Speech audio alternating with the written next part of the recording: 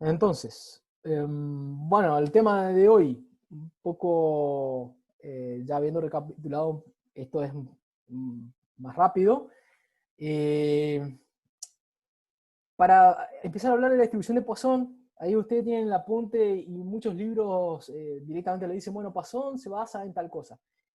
Eh, Prefiero que tratar de pensarlo un poquito más al análisis de Poisson, porque parece mágico, pero en realidad está planteado, si uno lo analiza desde este punto de vista que vamos a ver ahora, vamos a ver que se puede, por qué, digamos, en realidad estamos por explicar por qué precisamente podemos partir de Bernoulli para llegar a Poisson. O sea, muchas veces solamente decimos bueno, esas condiciones y llegamos a esto.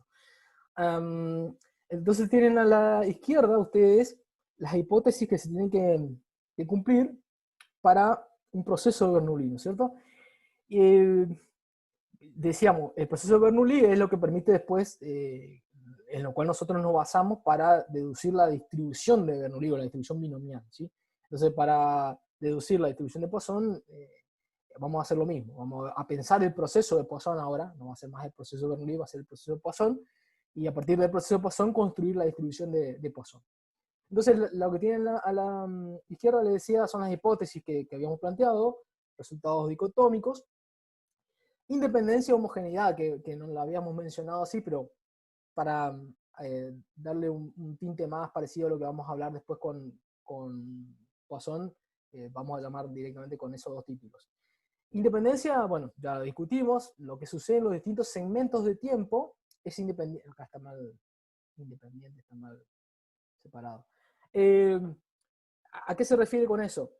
Supónganse que, en realidad, ¿qué es lo que hacíamos con Bernoulli? Nosotros teníamos, podemos decir, un soporte continuo de tiempo o de espacio, puede ser cualquier cosa, y lo que hacemos con Bernoulli básicamente es tomar segmentos de ese tiempo o espacio, es decir, bueno, eh, tengo un fenómeno que lo vamos a realizar n veces. Bueno, ese n veces no es continuo, sino que está determinado por distintos segmentos, distintas discretizaciones del tiempo. También lo podemos ver como un espacio, es decir, en lugar de ver, de contar como algo que lo voy a hacer primero y después voy a hacer lo siguiente, voy a hacer la segunda observación a continuación, lo que puedo pensar es imaginarme una cinta transportadora y yo voy a ir viendo los defectos de esa cinta, de lo que fuera que transporte esa cinta. Entonces puedo decir, bueno, a 2 metros hay un defecto, a 3 metros hay otro defecto, a 5 metros hay otro defecto. O sea, por ejemplo, la separación discreta, en ese caso sería de metros, ¿no? Hablaríamos en metros. Y en cada metro que nosotros observamos se puede verificar, o sea, puede ocurrir A o no puede ocurrir A. Eso es básicamente lo que hacíamos con Bernoulli. Y bueno, y la independencia se traslada en eso, de que en distintos segmentos de tiempo hay independencia. O sea, la probabilidad de encontrar un defecto en una determinada longitud de cinta es independiente a la probabilidad de encontrar un defecto en otra longitud de cinta. O de observar estoy hablando de un espacio, pero lo mismo pueden hacer con tiempo, de observar en tal tiempo un evento o en otro distinto. Es siempre la misma probabilidad. Y como homogeneidad que aparece ahí, es que en cada segmento de tiempo, o bueno, acá, acuérdense cuando yo hablo de tiempo, porque por ahí se usa mucho tiempo, pero puede ser tiempo o espacio. En cada segmento de tiempo o espacio, el evento A tiene la misma probabilidad de ocurrencia y por lo tanto también tiene eh, su complemento, ¿cierto? O sea, si yo tomo estos segmentos o tomo este segmento, la probabilidad de encontrar acá, o si mantengo la misma, ¿no es cierto? Acá es exactamente la misma, o entre este y este es la misma. O sea que no importa cuál observación yo estudie, siempre, además, o sea, la independencia se cumple en que la probabilidad es la misma, y si yo traslado la observación de este punto a este punto, eso se llama homogeneidad, o sea que se mantiene constante a lo largo de todo el ciclo de observación. ¿Qué pasa con Poisson? Poisson es parte de básicamente las mismas hipótesis, pero en lugar de tener un tiempo o un espacio que es discreto, o sea, que ocurre imagínense que son cajones, en lugar de tener eso, puede ser continuo, o sea, puede ocurrir en cualquier instante del tiempo o del espacio. Sigue valiendo el tema de la dicotomía, o sea que podemos tener solamente dos posibles eventos, A y su opuesto. La independencia, ¿cómo se interpreta ahora? O sea, si yo tengo un intervalo de tiempo acá, vamos a llamarle tau 1, y acá tengo otro intervalo de tiempo, tau 2, tau 1 no es igual que tau 2, la cantidad de ocurrencias que puedo detectar en esta cantidad de tiempo es independiente de la cantidad de ocurrencias que puedo contar en este tiempo, ¿sí? O sea, que yo haya detectado acá eventos, o cualquiera fuera de la cantidad, no me influye para nada la probabilidad de ocurrencia en este otro intervalo. Eso nosotros, a ver, déjeme cómo lo habíamos descrito, eso lo vamos a llamar, esto lo vamos a hacer así. Por ejemplo, vamos a tener la probabilidad de que ocurran, por ejemplo, cada una observaciones o cada una ocurrencias en un intervalo T1 y que ocurran K2, vamos a llamarle, vamos a tener un número distinto de observaciones en el segundo intervalo, intersección, en el intervalo de tiempo o espacio tau 2, esto es igual a escribir la probabilidad de que ocurran K1 veces en tau 1 por la probabilidad de que ocurran K2 veces en tau 2. ¿Mm? O sea que no son condicionales. Con respecto a la homogeneidad, lo que vamos a hacer es algo similar, pero en realidad acá lo que voy a hacer es decir, si tau 1 es igual a tau 2 igual a tau, o sea, si este intervalo de tiempo es exactamente igual al otro intervalo de tiempo, la probabilidad de K ocurrencias es constante sin importar dónde se ubique. Es decir, si yo, básicamente lo que le decía con Bernoulli, si yo este tau 1, este intervalo de tiempo acá, lo traslado a este intervalo de tiempo que está acá, la cantidad, si yo acá calculé que la probabilidad de obtener K veces el evento A es tanto, tengo que obtener lo mismo en el instante de tau 1, si quieren verlo así, tau 2 es igual a tau 1 desplazado, ¿sí? Tau 1 desplazado. Vale lo mismo, son la misma cantidad de tiempos o la misma cantidad de espacio, pero está desplazado. Entonces, si yo detecté que acá la probabilidad de obtener K es tanto, o sea, probabilidad de K observaciones en tau 1 va a ser igual a la probabilidad de obtener K, o sea, K es la misma, ¿no es cierto?, en tau 2. ¿Por qué? Dado que tau 1 es igual a tau 2. Eso es homogeneidad desde el punto de vista de Poisson, que es lo mismo que planteábamos en Bernoulli, pero en Bernoulli era discreto. Se puedan dar cuenta que si yo hago una sumatoria de todas las posibles ocurrencias, que puede ser cero o infinitas, en un instante de tiempo, o sea, yo tomo K, tau, todo es igual a 1, ¿cierto? Si yo me pongo a hacer el análisis de todas las posibilidades en un intervalo de tiempo cualquiera, esto me tiene que dar igual a 1. A ver, el problema que podemos tener con Poisson, que al hacer esto, al tomar una versión continua de Bernoulli, es que nosotros habíamos dicho que se cumplía esto, ¿no es cierto? O sea que en una observación determinada solamente podía ocurrir un resultado.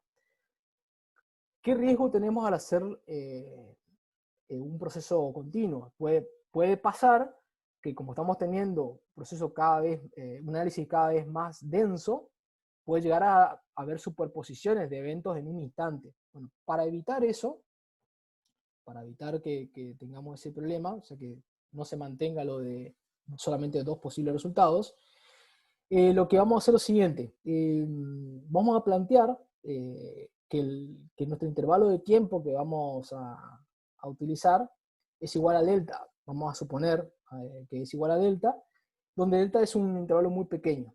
Entonces, en ese delta, que es un intervalo muy pequeño, se tiene que verificar lo siguiente. La probabilidad de que hayan más de una ocurrencia del evento que estoy buscando en ese delta, si delta tiende a 0, la probabilidad de que hayan apariciones simultáneas de nuestro evento tiende a 0. Con eso nos resguardamos que tengamos en una determinada observación más de un resultado, más de una aparición de A, ¿no es cierto? Entonces, ¿qué tenemos que garantizar? Que, bueno, tratar de que delta tienda a 0. Si delta tiende a 0, podemos garantizar de que tenemos muy baja probabilidad de que haya apariciones simultáneas del evento. ¿Qué hacemos cuando aparece una vez? Si k es igual a 1 en ese mismo intervalo de tiempo, esta probabilidad tiende a un valor finito, que lo vamos a escribir así. Esto es, parece que está un producto, pero es lambda asterisco por delta, ¿cierto? Es lambda asterisco por delta. Delta es el intervalo de tiempo, y lambda asterisco, vamos a pensarlo por el momento como un factor que hace que la probabilidad de esa que estoy buscando es proporcional a mi espacio de tiempo, o sea, o de tiempo o de espacio o distancia, ¿cierto? Y eso es cierto nuevamente cuando delta tiende a 0. Entonces, si a medida que yo tomo un delta cada vez más grande, la probabilidad de que ocurra un evento va a ser cada vez más grande. Si yo duplico delta, duplico también la probabilidad. Pensándolo a lambda asterisco como una constante, ¿no es cierto? Y lo mismo podemos hacer para la situación de k igual a 0, o sea, que no ocurra nuestro evento buscado. Entonces va a ser en este caso el complemento, 1 menos lambda asterisco por delta, ¿sí? También esto es válido siempre y cuando delta sea muy pequeño, ¿cierto? Teóricamente igual a, tendiendo a 0. En realidad eso es una construcción teórica, pero bueno, con que sea lo suficientemente pequeño ya nos sirve.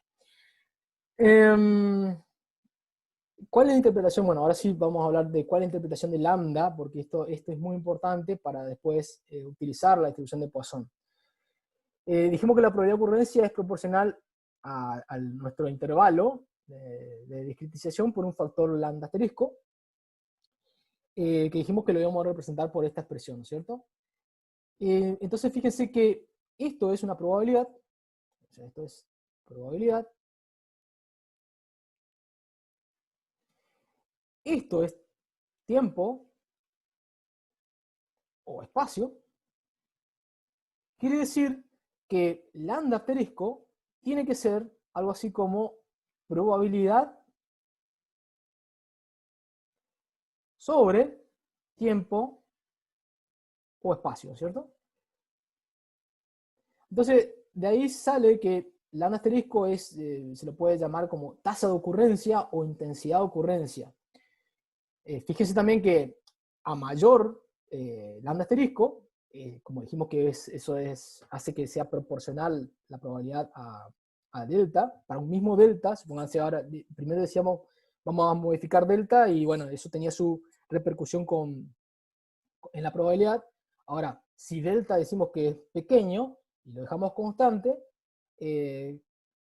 variemos lambda, ¿y qué pasa? Bueno, si lambda se duplica, se va a duplicar la probabilidad de que ocurra un evento, de observar una ocurrencia en ese intervalo de tiempo muy pequeño. Y lo mismo para su complemento, ¿no es cierto? También, si duplicamos el lambda, funciona tanto para k igual a 1 como k igual a 0. Bárbaro. Bueno, si hay alguna consulta, pueden hacerla. Si no, seguimos. ¿Se entiende más o menos? Hasta ahora lo que hicimos fue pensarla al proceso binomial como un continuo, ¿sí? Bueno, entonces, basado en esto que acabamos de decir recién, podemos definir nuestra X. Acuérdense que siempre tratar de definir de qué estamos hablando, y a nosotros nos interesa, cuando estamos hablando de Poisson, en el número de ocurrencias del evento que nos interesa en un intervalo de tiempo tau. No necesariamente muy pequeño, sino es un intervalo de tiempo discreto. Entonces, ¿de dónde sale todo nuestro? Voy a cambiar de color porque esto ya me está molestando. Acá. Bueno. Vamos a hacer que tengo mi soporte continuo, que puede ser tiempo o puede ser espacio. Y tengo empiezo acá a analizar un problema y lo voy a analizar un intervalo de tiempo o espacio tau, ¿cierto? Bueno, para que se verifique todo lo que nosotros dijimos recién, a esto lo tengo que empezar a discretizar en elementos pequeños. Estos elementos son los delta. Entonces quiere decir que si yo hago esa operación, lo que voy a hacer es tener algo así como n observaciones en este intervalo de tau, ¿no es cierto? Que va a ser tau sobre delta, ¿cierto? De ahí, que es lo que está escrito acá, ¿no es cierto? Y de la ecuación anterior, fíjense que teníamos lo mismo, la probabilidad de que K sea igual a 1, o sea, de encontrar una observación en ese intervalo de tiempo o espacio delta, dijimos que era igual a lambda asterisco por delta a medida que delta tendría a 0. Fíjense que si delta tiende a 0, esto que está acá tiende a infinito, y esto que está acá tiende a 0. Esto le llamamos, este vendría a ser nuestro éxito acá, ¿no es cierto? Lo que llamamos éxito en Bernoulli. ¿Sí? Y bueno, y esto es lo que ustedes tienen ahí en el apunte que dice que Poisson, a diferencia de Bernoulli, trabaja con un número de observaciones muy grande y la probabilidad es muy pequeña. Y bueno, básicamente de este razonamiento surge esas condiciones que aparecen un poco traídas de los pelos en el apunte, pero que tiene su justificación en esto que acabamos de hacer recién, ¿no es cierto? Algo importante, si bien n tiende a infinito y p tiende a 0, fíjense qué pasa si multiplicamos n por p. O sea, si yo multiplico n por p, lo que tengo es tau sobre delta, que es n, por p, que es lambda asterisco por delta. Fíjense que los deltas se van a anular y nos va a quedar tau por delta asterisco, y esto lo voy a llamar por delta lambda asterisco, y esto lo voy a llamar directamente lambda, que es el lambda que va a aparecer en la fórmula de Poisson, que ustedes encuentran en la fórmula de Poisson. Entonces vamos a analizar esto. Fíjense que tau dijimos que es un intervalo de tiempo de espacio finito, o sea que esto es finito. Y lambda asterisco dijimos que era una tasa que también tiene un valor mayor que 0, ¿no es cierto? Entonces, de acá vemos que si bien n tiende a infinito y p tiende a 0, n por p, si yo fijo tau y fijo mi intensidad, lambda es constante. Para un intervalo de tiempo determinado y para una tasa determinada, lambda es constante. Quiere decir que esto es una propiedad muy interesante la cual vamos a usar nosotros para poder llegar a la fórmula de la distribución de Poisson. Entonces, bueno, un poco para hacer un cierre de esta parte, fíjense que P, dijimos, es igual a n por p es igual a lambda, o sea que p es igual a lambda sobre n, y q, un poco para hacer la analogía con la distribución de Bernoulli, era 1 menos p, o sea que esto es 1 menos lambda sobre n, ¿sí? Y esto es lo que vamos a usar nosotros ahora para calcular o obtener la distribución de Poisson. Bueno. Entonces, una vez que tenemos completamente comprendido de dónde sale el proceso de Poisson y qué pasa con P y qué pasa con Q, y qué pasa con N por P, lo que vamos a hacer es, ya hicimos toda la discretización, delta tiende a 0, entonces vamos a aplicar el límite para delta tendiendo a 0 de nuestra distribución binomial o Bernoulli, que era nx por p a la x por q a la n menos x, que es lo que estuvimos mencionando al principio y que tienen ustedes en el video bien detallado. Fíjense que yo pongo acá el límite de delta teniendo 0 y esto es igual, si lo quieren lo pueden escribir de dos formas, pero viene bien recordar que la probabilidad tiende a 0 y n tiende a infinito, ¿sí? Cuando yo digo delta tiende a 0, lo que estoy diciendo es esto. ¿Vamos? Bueno, voy a cambiar el color porque esto no...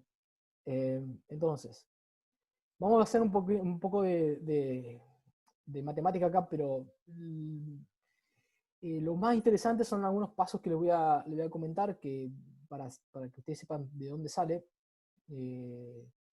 La idea cuando hacemos estas derivaciones no es que por ahí se la estudien de memoria, sino que comprendan de dónde salen y por qué estamos usando lo que estamos usando. Entonces, vamos a desarrollar el binomio. Ustedes me detienen en cualquier momento si... El binomio, el número combinatorio. Me detienen si necesitan que volvamos atrás con algo. Entonces, tenemos esto. Esto va a ser... lo voy a escribir ya para ahorrarme un poco de espacio. Dijimos que P es lambda sobre n, o sea que esto es a la x, y Q era 1 menos lambda sobre n, y esto era n menos x, ¿sí? Entonces, bueno, acá el límite sigue siendo delta teniendo 0. Acá voy a empezar a hacer un poco de magia, diría, n menos 1, fíjense que puedo hacer n menos x más 1, n menos x, factorial. O sea, ¿por qué hago todo esto? Simplemente porque me quiero desprender de este n menos x factorial que aparece acá abajo. O sea que voy a tener n menos x factorial, esto ya lo puedo simplificar. ¿Qué otra cosa tengo? Bueno, x factorial por ahora lo dejamos acá. Lambda lo puedo expresar de esta forma, lambda a la x, n a la x, y acá esto lo voy a separar, voy a escribir 1 menos lambda sobre n a la n, 1 menos lambda sobre n a la menos x, utilizando las propiedades de la potencia, ¿sí? Muy bien, fíjense una cuestión, el límite es delta tendiendo a 0 y básicamente aplica a p y a n, ¿no es cierto? O sea que quiere decir que lambda a la x, nosotros vimos que lambda es n por p, o sea que n por p dijimos que era constante, o sea que no tiene nada que ver con el límite este, x tampoco, x factorial tampoco, o sea que estos dos los puedo sacar fuera del límite, o sea que acá ya tengo lambda a la x, x factorial, y mi límite para delta teniendo 0, fíjense que acá, otra observación, tenemos cuántos términos, cuántos factores multiplicando uno por el otro. A ver si alguien me dice cuántos factores quedan ahí arriba.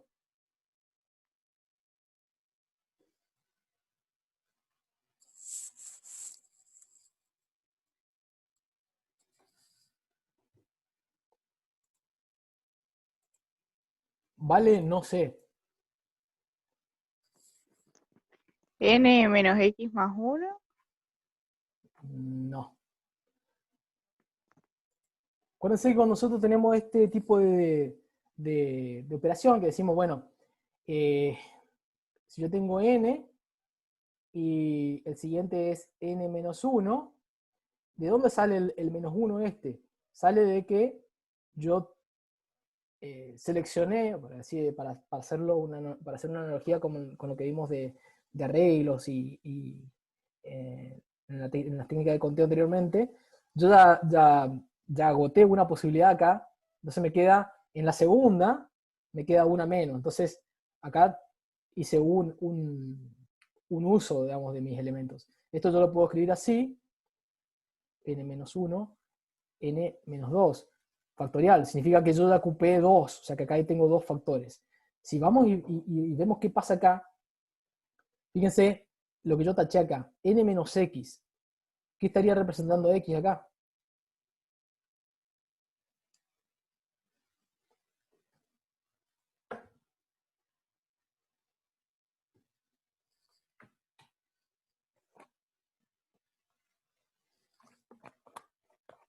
Si arriba dijimos que 1 representa que... Sí, No, sí, serían las veces que ocupó claro, cuántos el factores me van a automóvil. quedar a la izquierda? ¿Cuántos factores ya utilicé, por así decirlo?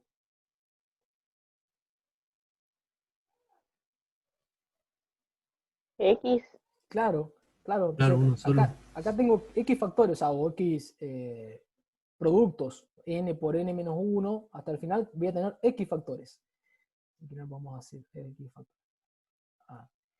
Y fíjense, ¿por qué es importante darse cuenta de eso? Porque fíjense que acá abajo aparece n a la x, significa que tengo n multiplicada x veces, ¿sí? Acá x veces. Entonces puedo tomar cada uno de esos factores que están ahí y dividirlos por n, es decir, yo puedo escribir n sobre n menos 1 sobre n, y así hasta el final, o sea, hasta n menos x más 1 sobre n. ¿Por qué hacemos esto?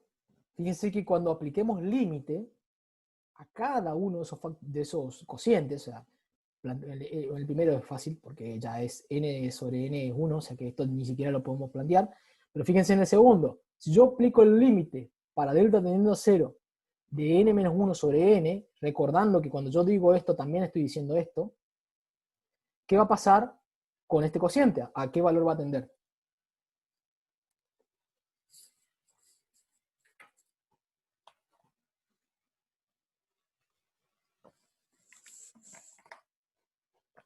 Infinito sobre infinito. Ajá. ¿Y eso se puede salvar? Sí.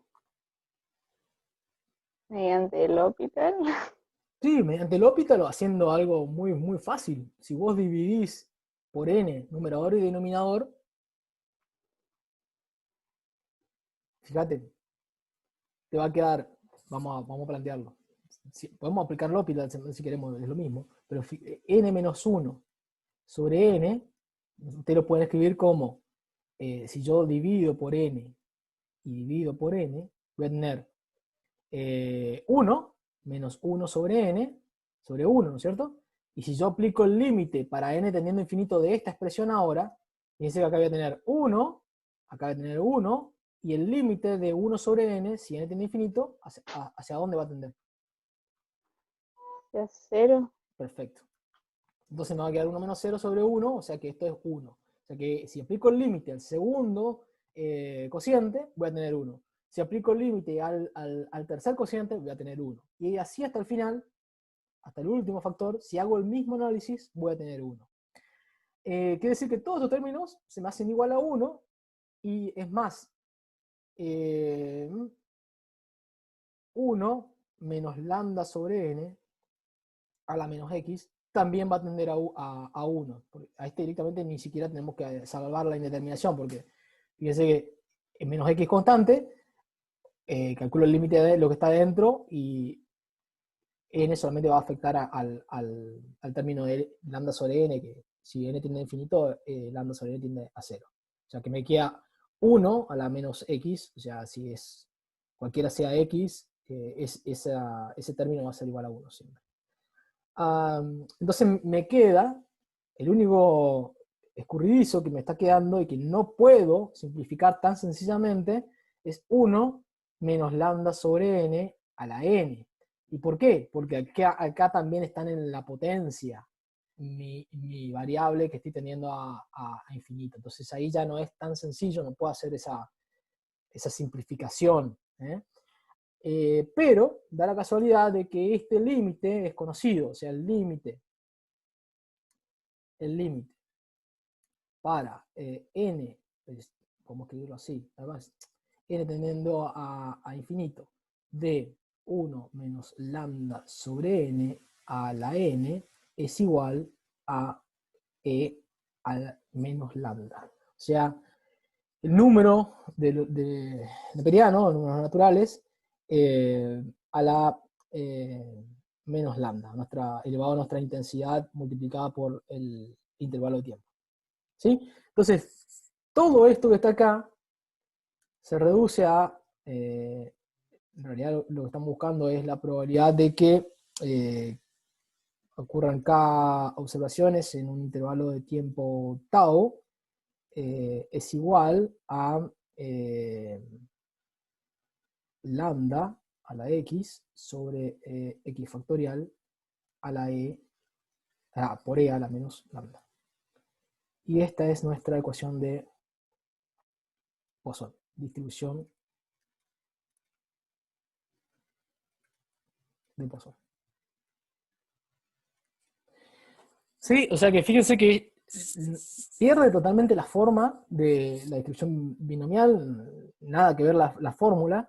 Tenemos una constante que es E, pero además tenemos otra constante que es lambda y que nosotros la debemos determinar antes de mano para poder calcular. Y después lo que varía acá, bueno, acá yo puse K y estoy usando X, lo que varía es X, ¿no es cierto? Si bien puse yo acá y esto es X.